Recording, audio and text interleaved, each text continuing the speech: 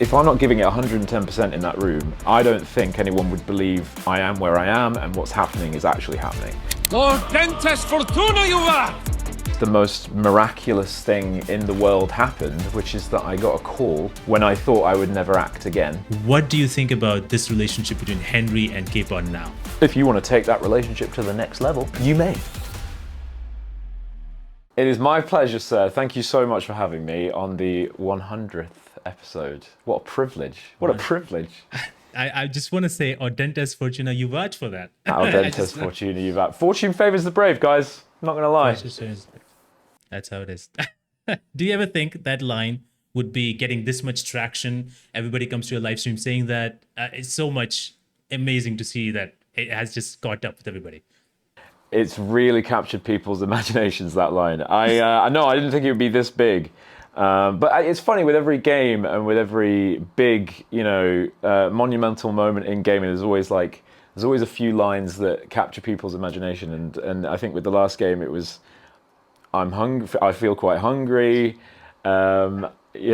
Jesus Christ be praised, Henry's come to see us. And with this, there's like new ones that people have really got behind in it, and it's great. And Capon says it all the time, so.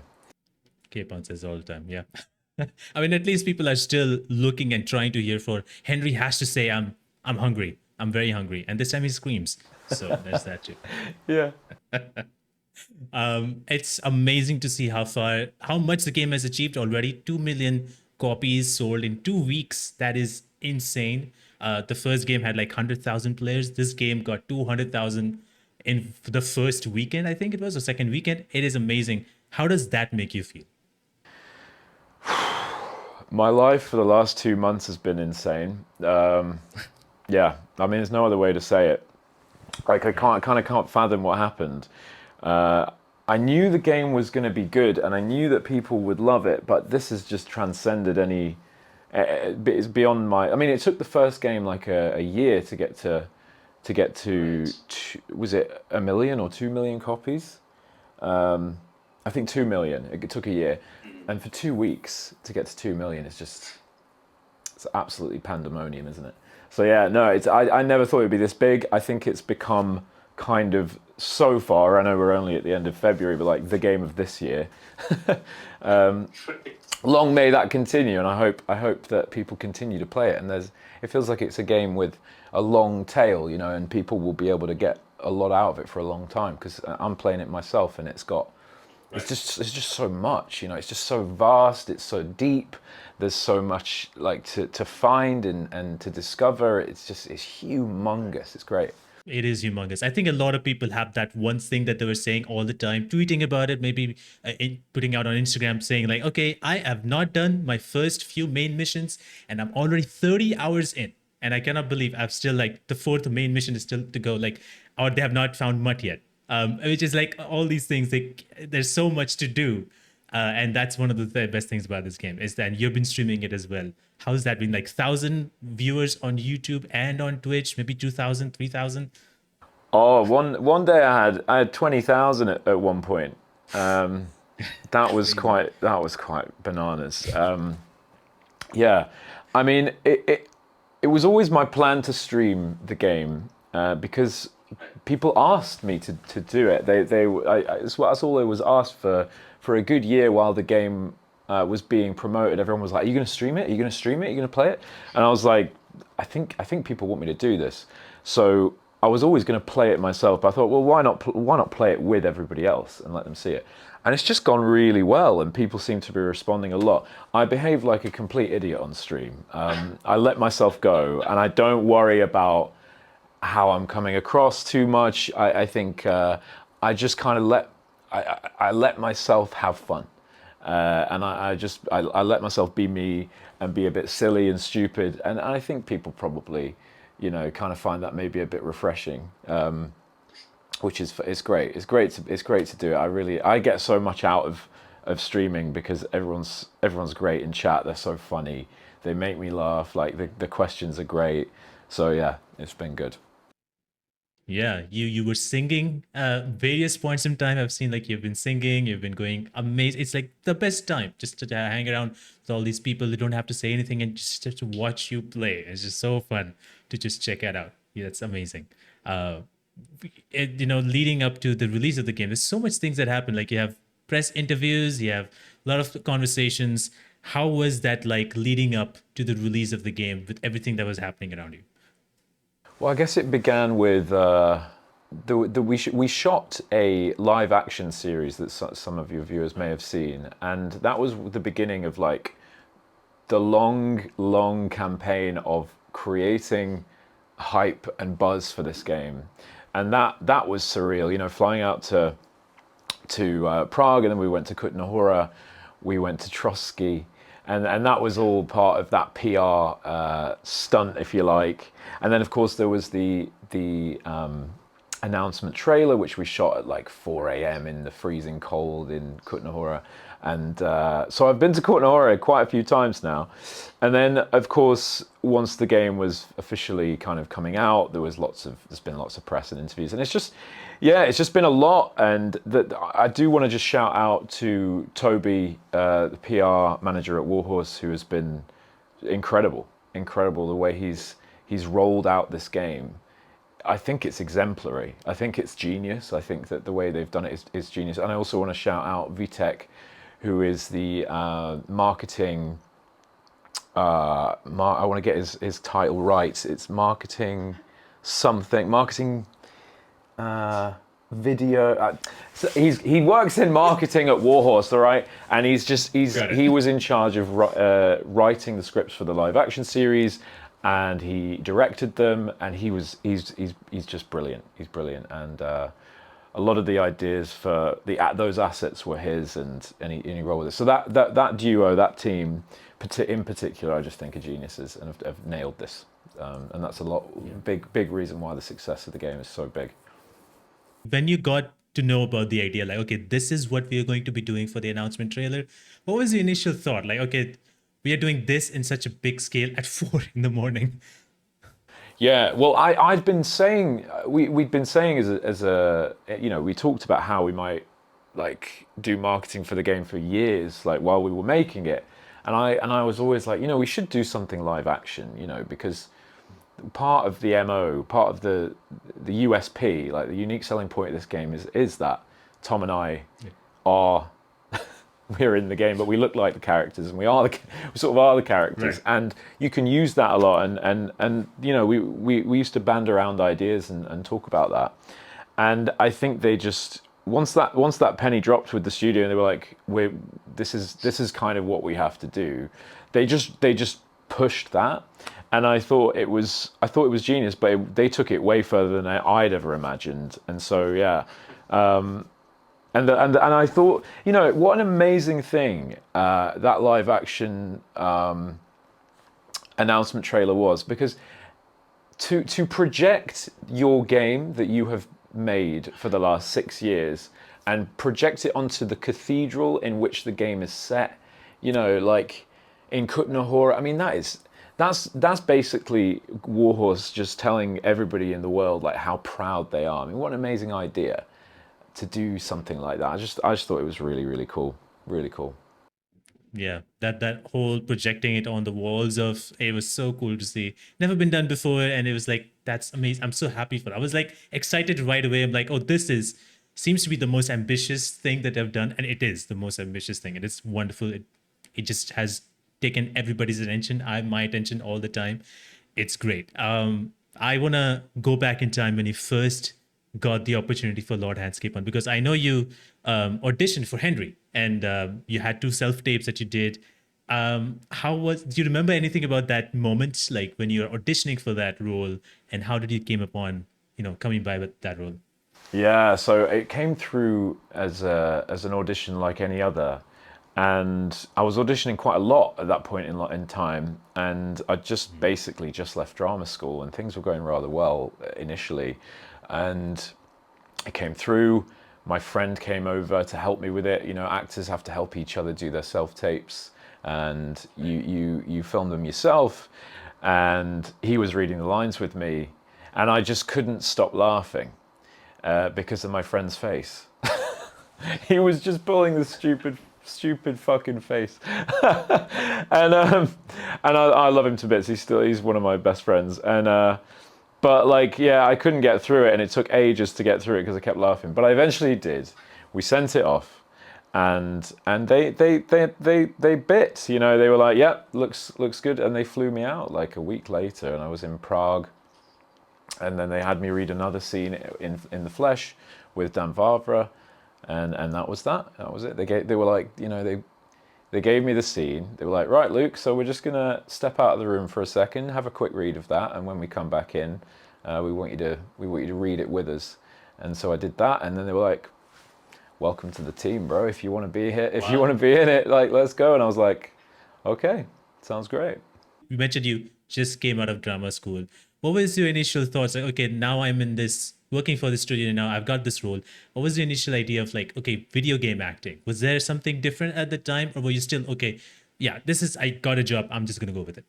Yeah, I mean, as a young actor, you will take anything. And I don't think, young actors have any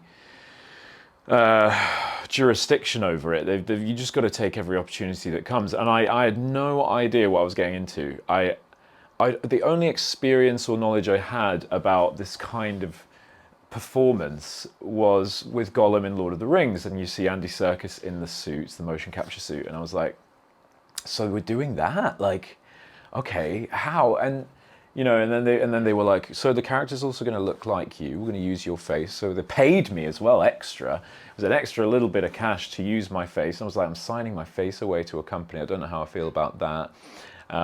There's this digital version of me that could be used in nefarious ways. But you kind of just go, screw it. I'm sure it'll be fine. And but no, I didn't know what I was getting into. And let me tell you, when you start working in motion capture and performance capture, like, it is so weird, because you are, as an actor, it's quite nice to have physical things to help you with your imagination. Do you know what I mean? Like, if you are in a film, you're actually living out the sequence of events in real time, and it's happening. And so, but with performance capture, you have nothing to help you. You're supposed to be, in a meadow or in a pond, but you're actually in a grey studio in these suits with the headgear on, and it's like, this is really hard to make this feel realistic. And at first I found it really hard, but then the more I did it and the more comfortable I got with it, I grew to really love it. And now it's almost one of my favorite things. And I'll tell you why. It's because you have to employ your imagination 10,000 times more than any other time that you perform in any other circumstance. So if I'm not giving it 110% in that room, I don't think anyone would believe I am where I am and what's happening is actually happening. Because I have to get around the idea that I'm in this studio. I have to completely forget that, and I am not. I am in, I'm on the edge of a cliff, or I'm in a bathhouse. Like, I really am, and you kind of in your head really put yourself there, and with time, that's like a muscle that you train as an actor. And I got better and better at it. And I think by the second game, I not mastered it, but I felt comfortable enough, and because with the first game it still felt weird by the end. I didn't get to do it enough, but with the second game we did so much of it. I was like, yeah, I think I've got over that hurdle now of this being weird, and it feels natural, which is really where you want to get to. Sorry, that was a very long answer, but yeah. That's wonderful. I think a lot of people want to know about, like, okay, how it feels like to be in that motion capture set, because first time experiences, as you mentioned, it's very weird and it's very hard to kind of take that away. And eventually you did, which is awesome, because we get to see that in KCD2. There's so much of Lord Hans Capon, and there's so much story with him and Hensry, and it's wonderful to see. There's so many scenes that I love. And obviously Lord Hans Capon is based on this real person. Were there any like initial thoughts of like, okay, maybe I want to look up at like what it is, what this character is kind of based on? Were there more kind of research done for this character when you were working on KCD1? Yeah, it was really the penny drop for me of what this kind of character was like, because I didn't see too much of like this. The Warhorse, they won't mind me saying, they kind of send you scripts quite not very long before you shoot. Bless their hearts. As an actor, that's kind of a nightmare because you want to prepare and you want to know what you're doing, but they'll send scripts like a day or two before you shoot. Sometimes, if you're lucky, a week if you've got a lot to do. And what that means is you can't necessarily prepare too much. You have to learn the lines and get them in your body, and make sure that they're really in your bones and you know what you're saying and what you're doing. But in terms of preparation, it was mostly done through just conversations with the studio and them telling me, what kind of person he was and his vibe. But they were basically like, just be yourself. I mean, we want you to be as yourself as you can be. However, he is a lord. So because he's a lord, he needs to... I'm actually from the north of England in Sheffield.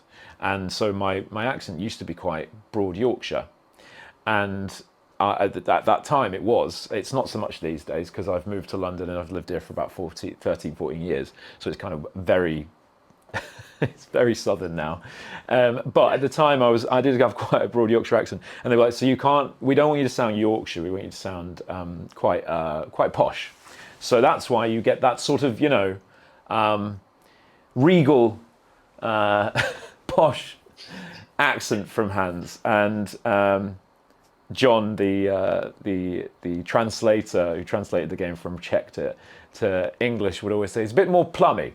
Bit more. He's from Ireland, John. He's like, oh, I think you need to be a bit more plummy, Luke. I was like, okay, fine. So it's. In terms of research, though, like obviously I did as much research as I could into the world, into the time period, and I did look a little bit into the character. But of course, we're playing a little bit creative license with him. He's, we don't know that he was. We don't know that he had the personality that he's portrayed in the game.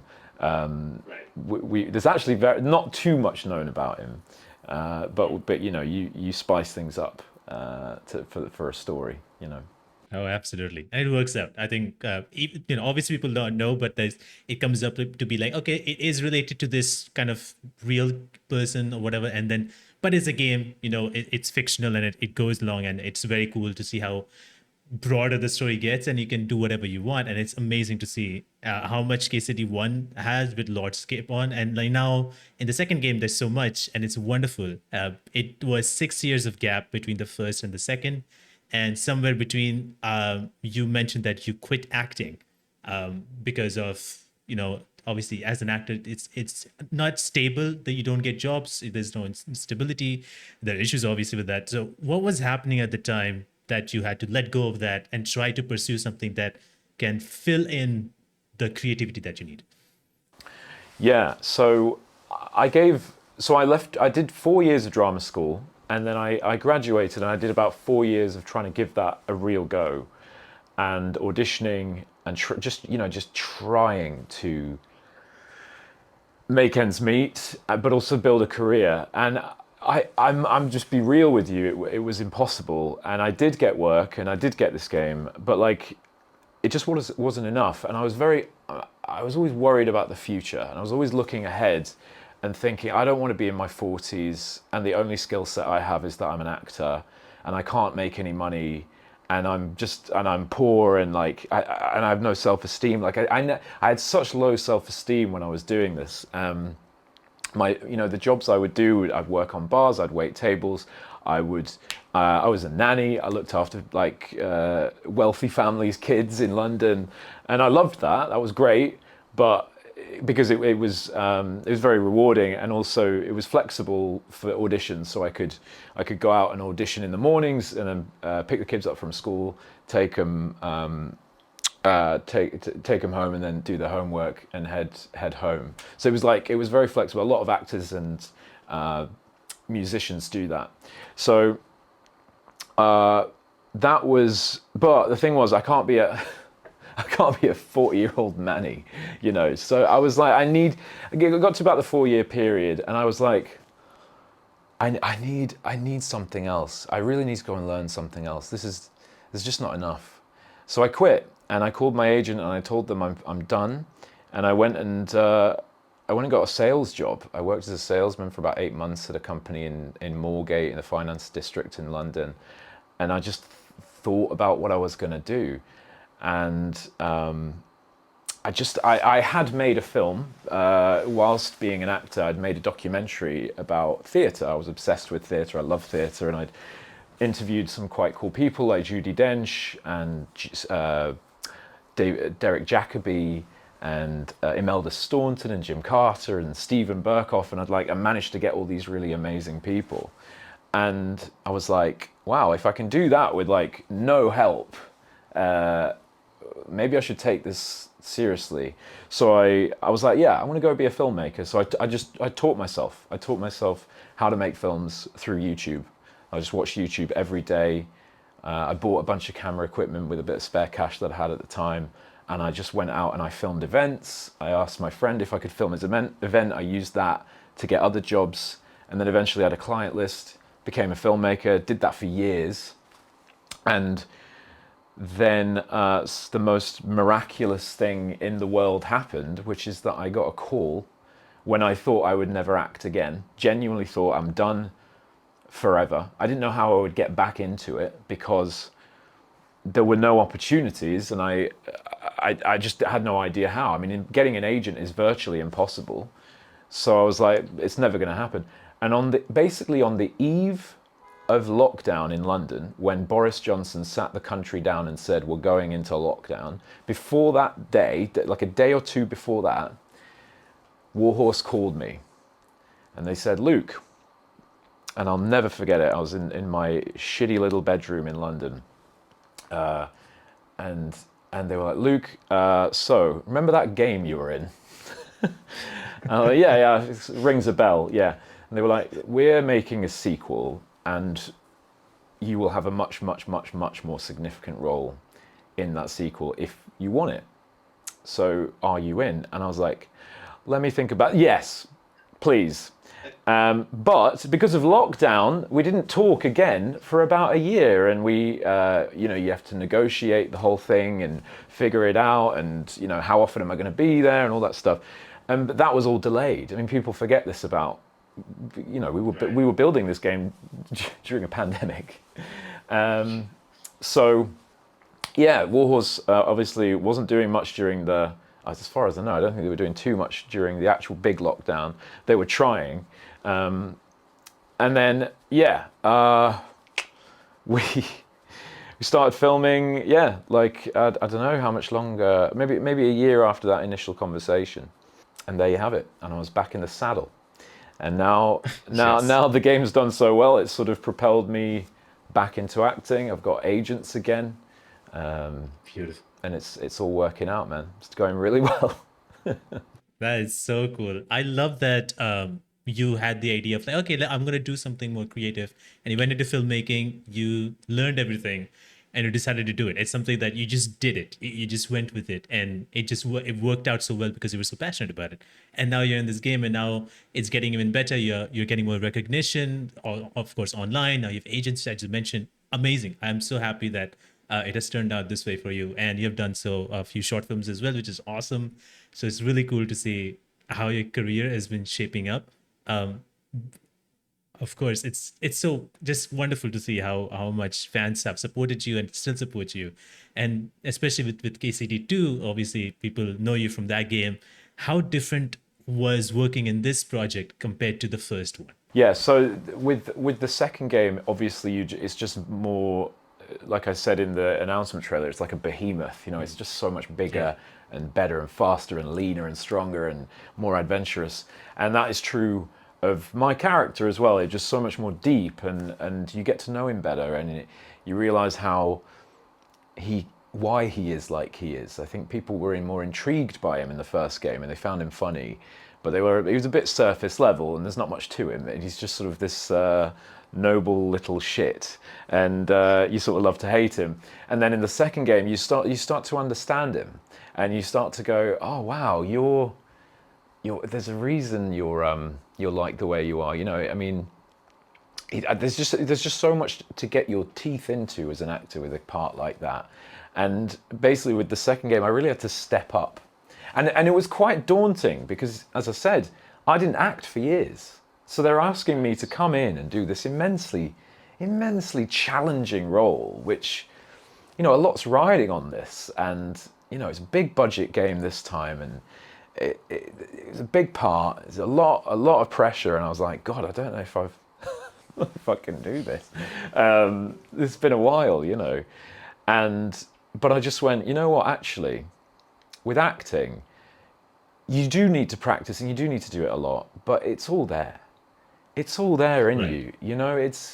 It doesn't leave you. If you have that talent and you've nurtured it from a young age, like I did, like it's there, and I just needed to reignite it. And I've also trained, so I trained as an actor, and it's funny how when you get going, your training comes back to you, and all training really does, it's there's nothing special about it. It's nothing crazy, or people idolize training. They talk about how it breaks you down and all this stuff. It doesn't. It just teaches you and reminds you how to be truthful and honest, and let go of all the crap that actors sometimes layer on a performance. And really, it's about shedding nonsense, and so that you can find the truth in a moment and in a story and in a performance. And like once we got going and we started filming, I was like, I found it even easier this time around to do that, because I was older,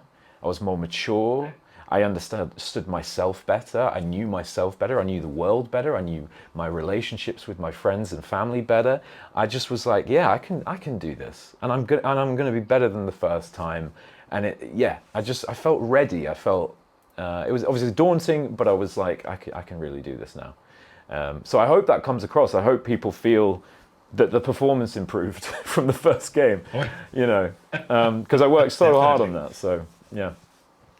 I mean, definitely the performance, and I think everything about this character in this game has changed so much. I see a lot more sort of emotions coming from this character. There's, I think, a moment which is, I guess, a little bit spoiler here, so there's a warning there. But like a moment where Hensry was supposed to go to Samin, and Hensry and Lord, like Hans Capon and a few others were supposed to go to Samin to attack or to help someone. I'm forgetting why, but I did not go there, and I went to the side mission, and I got drunk for 24 hours. So that was a fun part. And I just came back to Capon, and he had this most the different kind of look. Like he's shook. He's just standing, like all these people have been killed in this place, and he couldn't believe what just happened. And that moment for him was just like, oh, like he has nothing else to say. Like he cannot believe what just happened, and you could feel that for him. And it went by for a few days. I think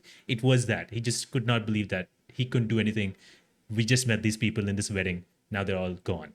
So that is what a intense moment for that character for sure. I mean, the writing of this game is absolutely out of this world, in my opinion, and it always has been. And me and Tom always say we are blessed with the roles and the writing, because it makes your job as an actor so much easier. You don't have to embellish or add anything or pepper it with anything. You just say the words and you make them feel real, and you do it as honestly as you can with the other person, and it does the work for you, and it makes you look good, because people get engrossed in the story because the writing is good. And no, I mean, I felt as well that Warhorse just understand humanity so well. They really do. I mean, Dan's work is he's a genius. He really is. And it's devastating, some of the things that happen, and that the weight of that, as you say, it carries and it exists somewhere in those characters. It feels like you really feel like they're living, breathing people. It's wonderful. We will get back into the conversation in just a few seconds, but I just wanted to let you know that if you're enjoying this episode, consider hitting the like button and also subscribing so that you can watch more episodes just like this every single week. And also hit that notification bell icon so that you don't miss any notification on when the next episode is coming out. And now we will jump back into the conversation. Yeah, it is wonderful to see everything about it. There's funny moments, which is amazing, and then there's these moments which is like, okay, it's all makes sense. This is how life is, ups and downs, all that, and it's just wonderful to see. And somehow, just like in a video game, at some point, like when way back it was like, okay, sure, you're just fighting and killing people and whatnot. And now it's like come to a point where there's storytelling, character, and development, and it's so wonderful. I'm always curious to know when you like kind of see your character for the very first time. This is case study one. Like your face is on a video game. What was that kind of reaction like for you when you see your character for the first time in the game fully built? Oh my God, it was surreal, man. It never stopped being surreal. It's still surreal now. I mean, it never goes away. It's sort of, I sort of got used to it, and then it got weird again, you know, because of course the mechanics of the second game were so much better. We had face cams this time where, you know, every little eyebrow raise that I did was captured, and you can tell. I mean, you can tell that big jump in technology really matters, and it matters to us as actors because it matters what we're doing so much more. And yeah, no, seeing it for the first time was crazy, and I still find it surreal. And everyone, that's the number one question I get on my streams and online is it weird seeing yourself in the game? I'm like, yeah, it is. It's very weird actually. Still is, and it always will be. Yeah, I cannot imagine that ever going away. But it's wonderful to also see that obviously it became kind of headlines that you played like an early build for the game and streamed it, which is a year old. That was like wild, interesting. It became like people are tweeting about it, like, oh, this game was supposed to have this, but they cut that out because Luke Dale decided to play this early build. Yeah, so how that happened was I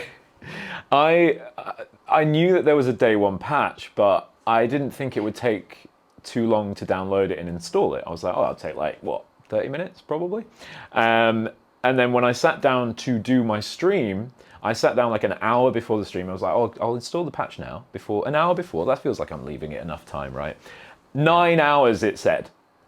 9. And I was like, fuck, but I've already agreed to do a stream. I've promoted the stream, but a lot, and everyone's coming, and people were waiting. And I was like, well, I've got to do it, so I'll just do it without the patch. Can't be that bad, right?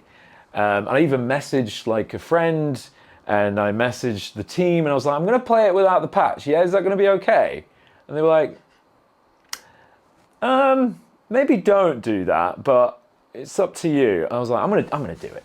I'm just gonna do it. And I did it, and you know what? It's hilarious. And people found it so funny. And the penny dropped for me like way too late, and I was like, this looks dog shit in comparison to what it's actually supposed to be. But it was funny, and the thing about War was they have such a great sense of humor, and they let me get away with murder. They do. Like, I don't think any other studio would let me get away with some of the things that I do. I'm a bit naughty sometimes, not gonna lie. It works out. It's like Hans Capon is actually like, it's you. Like, that's it. You're not playing a character. It is you. There is no divide here, Abby. There is no divide. There's no. Oh my god, it's wonderful. I'm so funny to see had made headlines. People are talking about it. Toby was also talking about it. I was like, this is great. I just love it, and it's so amazing to see how much you yourself, just you alone, can become like this marketing person on your own to market this game, because people are like blowing, like their minds are blown how much you are doing in socials. Like, you're just promoting in the way that, as a fan would promote, like, just excited and all. And it's wonderful to see. And you have done so much to just elevate the game during the launch. I appreciate you saying that, man. And I tell you what's funny about that is like having had that break from acting and thought I never would act again. I went off and I essentially worked in marketing and filmmaking for businesses, right? So I became like really knowledgeable in content and how you make content, how you make it engaging, how social media works, the inner workings of it, SEO, all that stuff. So I like really lived and breathed that for years, and I still do. I still have a full-time job now where I work as a resident filmmaker and content creator for a company called Wex, who are, if anyone's a filmmaker or a photographer, you'll probably know Wex. It's the number one camera retailer in the UK. And so I'm their resident filmmaker. And I've done that for 2 years, and then I've worked at other businesses like that for 2 years, for years. And the thing is, like, I'm able now to draw upon all that stuff I've learned and combine it with the acting. So it's like I've become something of a content engine, but all for myself. So like I'm not promoting a company or a brand, I'm promoting a game that I'm in, and it just sort of works really well. And I do it because it's fun, fundamentally. That's the number one reason. And I also do it because hopefully down the line it helps my career in some way, and I get to do more projects that I love, like Kingdom Come. Hopefully other studios will be like, oh, this guy might actually help the game because he can promote it or whatever. Who knows? But fundamentally, I get so much out of streaming and providing content for the fans. I get so much out of like just reading the Reddit. Like I'm chronically online. I don't know how I'll ever like settle down and have a family because I'm just way too online. Do you know what I mean? Like I live and breathe this stuff. Oh my God.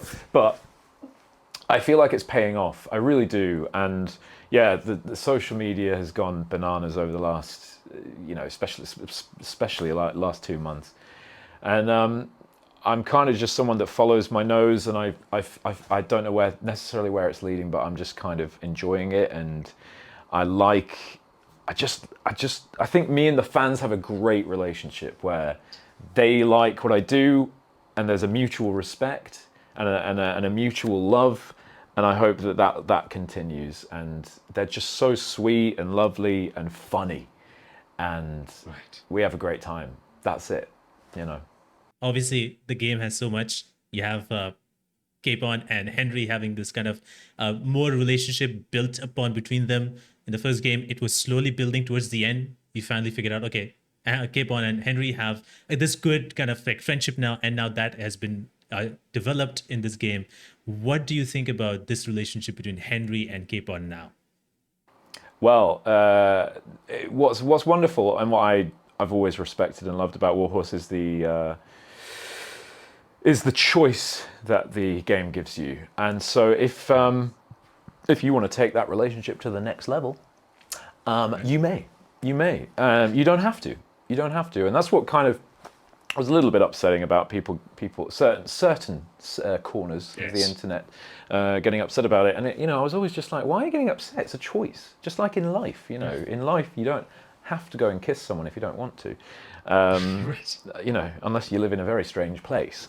But like it's a choice, and I love that there's that choice. I mean, for God's sake, it was lobbied and campaigned for by the fans in the first game. I mean, I got sent so much fan art that you wouldn't believe, that you can only imagine. And I was like, clearly there's so many people that want to do that, and they should be able to, and I think it's great. But also, if you don't want to do that, I think it's perfectly valid, of course, that Hensry and Hans are just absolute best buds who go through the absolute mill together. They've got each other's backs. There's moments where they hate each other and they fall out, and just with any friendship, I've got friendships where I've had moments like that, and you scream at each other and you storm off during the night, and it's a wonderful friendship, and I'm very blessed to work with Tom, and having worked with Tom for 9 years, it's crazy, because he's the thing about Tom is he's so smart. Let me tell you, he's so bloody smart. He's so whip smart, intelligent. He's a writer, and he thinks about things in this wonderfully holistic kind of way, and his approach to his work is just brilliant and honest, and he's a sweetheart, and he's a good person, and I dread to think what it would have been like working with someone for 9 years if we didn't love each other. But we do, and he's wonderful, and it's just like I think that comes through naturally. Tom said it many times, like the fact that Tom and I get on well, and have bonded over those years, like it's therefore that you don't have to work too hard to create a sense of chemistry on screen, because you get it for free. Yeah, as you mentioned, it shows, and it's brilliant. It's like that friendship that you never want to stop. It's like, yeah, this is great. You don't, in the game, you have that moment where you have kind of like the separation, and I'm like, why? Like we need to somehow get Henry back with Capon. That this is not good. So like it's great to see people having that kind of idea of having both of them together. Obviously, some people are like, have you seen what people have calling like Hensry? I think people kind of Hashtag combine them as Hensry. a yeah. Yeah, that's Hashtag become a Hensry. big hashtag on. That has Yeah, become yeah. No, I love it. I love it. is People are very excited about it, and I love it. I think it's great. I do. is is brilliant. What in this obviously in this game, there's so many different scenes and different moments that are very different, like funny and dark and intense. What has been the most memorable piece of direction that you were given while you were working on this game? Oh my god. Oh, that's a biggie. Uh, Most valuable piece of direction. When we worked on The Bell That Tolls, it was a very special day for me because it felt so like I'd come so far and the character had come so far, the game had come so far, and this was a big moment for the character. And of course, you know, if you play that game, you really do think that Capon might die. Sorry if this is spoiling. This is definitely spoiling the game. Not at all. You know, you have to believe that he might die for it to be impactful. And yeah, throughout that day, I just want to say like the direction was perfect, and Pepper, our wonderful director, was just so supportive and understanding, and he knew the heaviness and the weight that was required for that scene. And he guided me so well through that day. So it wasn't necessarily one note that he gave, but the tenderness in which that we approached that scene, and we gave it the weight and the value that it deserves, was because of him. And that was a really special day for me. Yeah. Yeah, that scene is remarkable. I remember like what I'm just like it really made me give like those the music was so good, like the Lord of the Rings kind of like feel to it, and I was like, this is great. Like I am so I don't know what's gonna happen. I really believe like okay, he's done, he's gone. Like this is it, I was in shock in many ways, but it was such built up so well. Everything was so building up so nicely, and I was like, this is wonderful. We are just like 10 hours in the game. There's so many hours remaining. So yeah, what a scene. And What a everybody scene! just And then, like you say, the music. I mean, God, you got to shout out to Jan Volter and Adam Sporker. The music is it's astonishing. Like, there's no other word for it. It's mesmerizing. It's amazing, and there's some absolute bangers in this soundtrack. I do implore everyone to go and buy it on Steam. You can buy it, and yeah, no, like that scene's music is heartbreaking, and it makes me cry. It really does. yeah, definitely. Oh wow, that yeah. I'm just remembering that scene. It's like, oof. I felt like I'd watched it yesterday, but it's been a while, and it's a very strong scene. Those strong moments, and I live for those strong moments to watch in video games because it's like it brings me closer to the character and the world and what I'm playing. So it just definitely brought me so much closer. I'm like, Capon, I need to protect him from now on, even more so.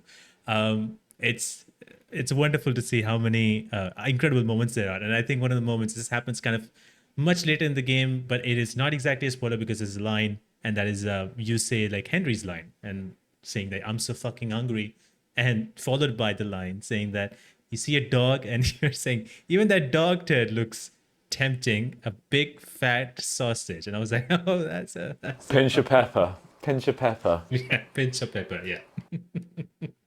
That is such an and even Henry was looking at that dog and was like, maybe not, maybe something else. I love that whole scene. After everything that has happened. Yeah. Yeah. No, that is very It funny. is. Very good. Do you have like a line, a scene that has been the most memorable for you? Well, definitely the Bell That Tolls for sure is up there, and then Tolls. I'd say,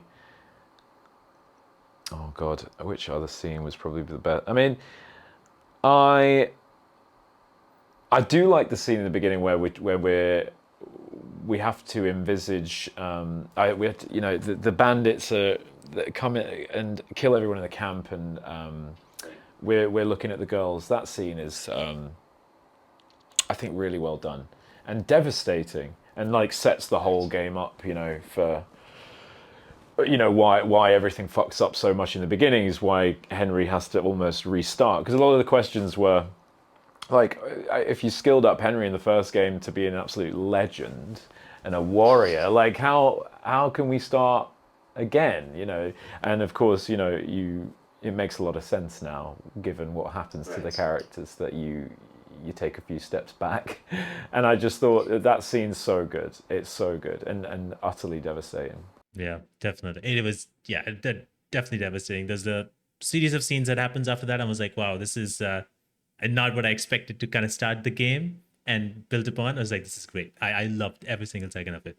Um, Obviously, like, how is this kind of like experience now has been, now that you're playing the game in front of everybody, people are watching it, you're experiencing it, you're playing it with everybody, with this huge community, thousands of people. How has this whole experience been like? It's utterly crazy, dude. It's utterly mad. I mean, what is happening to my life? I get people coming up to me in the street and saying, Sir Hans, you know, and it's crazy. It's happened so many times. What's happening? It must be awful for Tom. I mean, Tom must be getting absolutely mobbed every day. It's crazy because, you know, it's so... I love it, though. I just love every second of it, and I'm soaking it all up, and I'm enjoying it, and it's what a privilege. What a privilege to be in this position. What a rarity.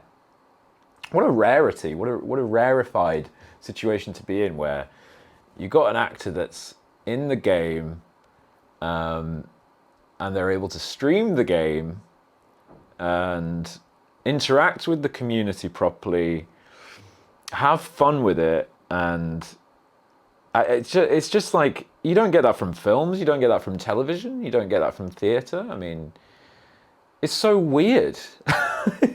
In the best possible way, it's so weird. And I would never in a million years have thought this was going to happen. It's all unfolded as it's gone along because the success of the game. I mean, I wouldn't be sat here with you if the game hadn't done so well. I didn't know it was going to do this well. So I'm just riding that wave, baby. I'm just seeing where it goes. It's fucking brilliant, and I love every second of it. And I feel privileged and lucky, and I will just do my best to honor the studio, and I honor the fans and the game, and Audentes Fortuna Iuvat. Do you know what I mean? Yes, I totally know what you mean. It's amazing to see how wonderful this game has gone. And it's also wonderful to see how your kind of like career has gone, obviously. Kind of looking back, I'm always wondering, like, who was Luke Dale when he won the Alan Bates Award versus who he is The Alan Bates now. Award, yeah. Yeah. Versus who is now. Like, what has changed? What has developed? Back then, when I won that award, I felt, I'll be honest, I felt like the world was at my feet. I thought I was the king of the world. I did. I was so fucking naive. I was so stupid. I was young, you know, I was 21, and I just left drama school, and I had one of the greatest agents in London, in the UK. I had just won that award. I was playing the lead in the final year musical at drama school. I was playing Sky Masterson in Guys and Dolls. Big deal. It was great fun. I just got a TV job. There was the game. So I was flying, man. I was flying, and I was like, I can do no wrong. I'm absolutely brilliant. I'm just, everything I touch turns to gold. And then guess what? It all turned to shit. It turned to shit so fast because I just couldn't get a job. I mean, I couldn't work. I didn't work for 9 months. And I was just waiting tables and I just couldn't make any money, and I got so depressed, and it was horrible, and I lost who I was. I lost a sense of who I was, and I didn't know who I was without acting. I based my whole fucking personality around it. It was kind of sad, really. And you shouldn't do that, you know. You shouldn't make your life around one. You should be yourself, and you should find out who you are. You know, you shouldn't apply your personality to a thing. I'm Luke Dale the actor. Like, I'm just Luke Dale, and I do many things, right?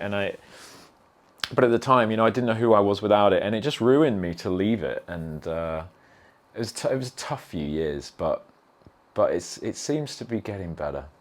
things seem to be getting better. I'm totally sure. Yeah, it's things are definitely getting better. I'm so happy that it has changed, it has developed this far. And now to kind of end this whole thing, there are a few fan questions people would like to know the answers of. Are you ready? I am ready, mate. All right. So first comes from Press Togkiss. He asked if he could choose to play the main bad guy in any video game franchise, which one would he pick? Oh wow, the main bad guy in a video game franchise. Do you know what I love to be in?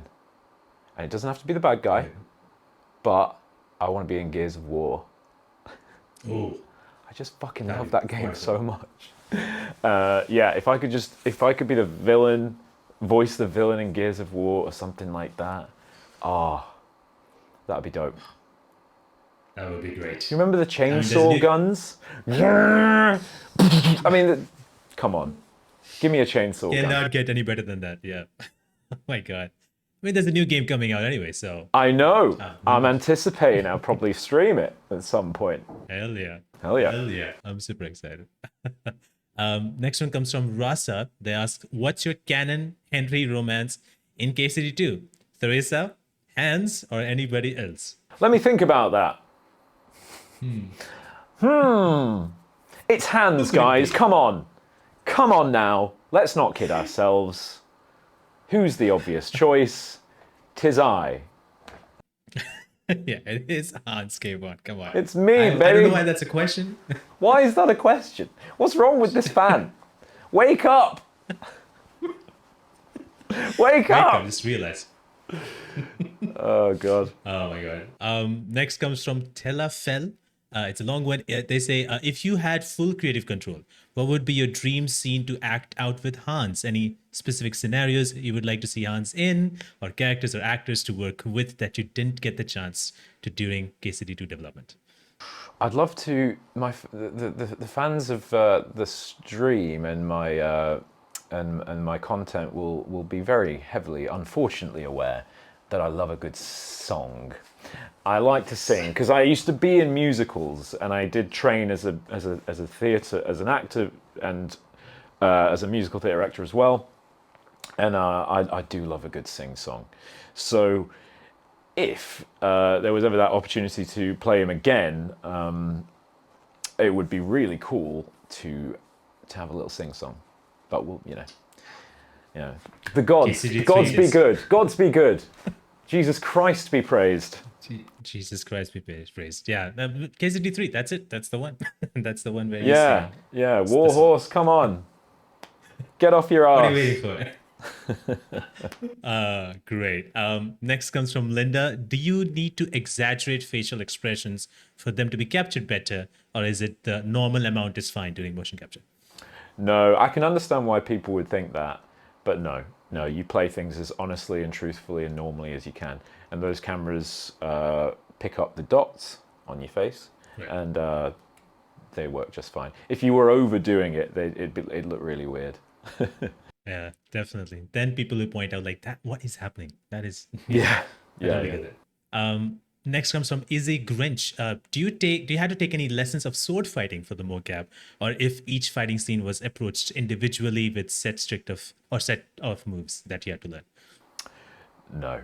The quick answer is no, because if there ever is anything like that, they get real, like, well-trained warriors to come in. People who do the HEMA practitioning and do this like for a living, and so they don't need to teach us. It would take longer. They'd have to pay us to learn. So just get someone in who can do it and make them look like Hans. That's the beauty of a game. So yeah, no, there's no need.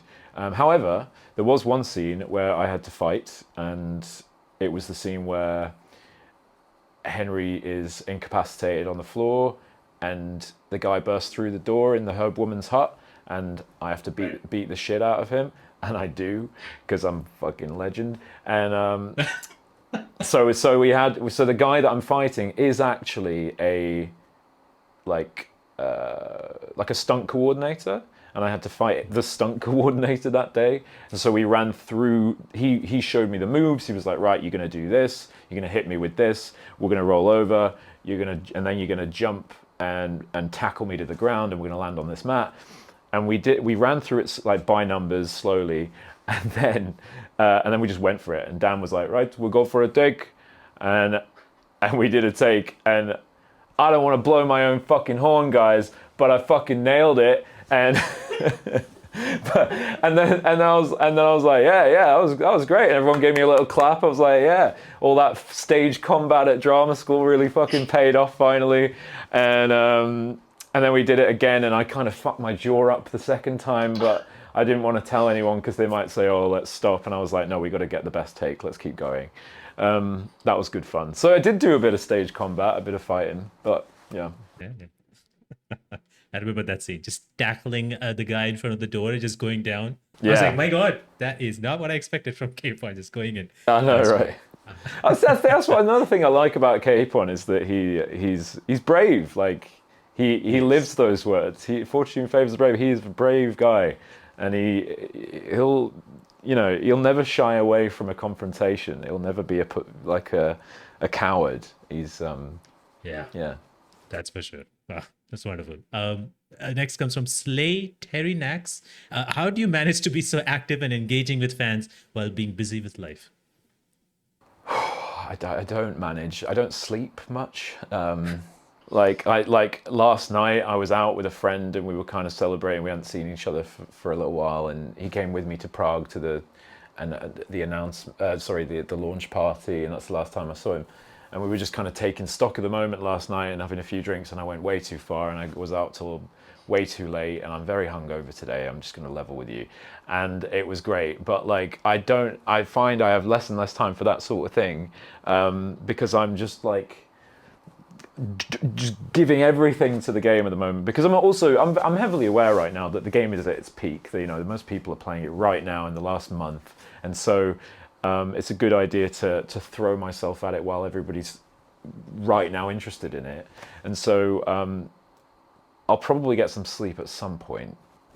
I'll try, but until then, I'm just going for it. No sleep. No sleep. No sleep required. No rest for the wicked. No rest for the wicked. Perfect. Next comes from Shania. How do you balance being a filmmaker and an actor now that you're getting more recognition? So I've kept my full-time job throughout all this because I love it. That's the bottom line. I just enjoy the work. I'm very lucky. I get to travel the world with it. In my first year of working there, I think I went to about 16 countries with that job, all over the world. Last year, roughly the same. This year, I've already been to about 4 with it, and it's only February. So, with a job like that, to be that lucky to be able to do that job, I'd be an idiot to give it up, even though it is tricky balancing now having agents, streaming, I'm auditioning, I'm doing stuff like this.